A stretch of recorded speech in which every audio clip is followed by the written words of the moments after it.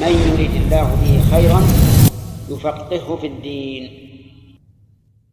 Wallahi, we need to take heart of this today, where we have situations where people are very hasty in kind of volunteering to give fatwa or volunteering to solve the people's issues when they're not qualified, or there's someone more qualified present.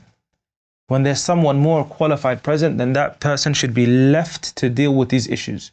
And if you have major scholars in a country or in a city, then it's not appropriate for you as a student of knowledge, or me as a student of knowledge that is just, in the beginning stages, to deal with certain issues. Rather, we leave them to the senior scholars or the senior students or the elderly people in our community who have studied for a long time. إِنَّهُ كَانَ يُكْرَهُ التَّسَرُّعُ إِلَى الْحُكْمِ. Right? And these issues that we see today, where people are kind of making light of the issue of answering the people's questions, and they say sometimes, I'm just quoting the fatwa of the scholars. You're not really doing that, are you?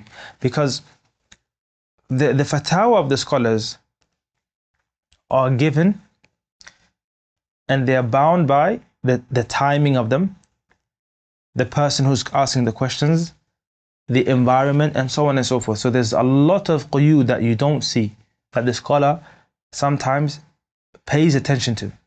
So for us to take that fatwa and place it into another setting, disregarding the differences between the time, the era, the question, the person, the environment, and so on and so forth, you're now doing something that is called tanzil al-fatwa, tanzil al-hukm.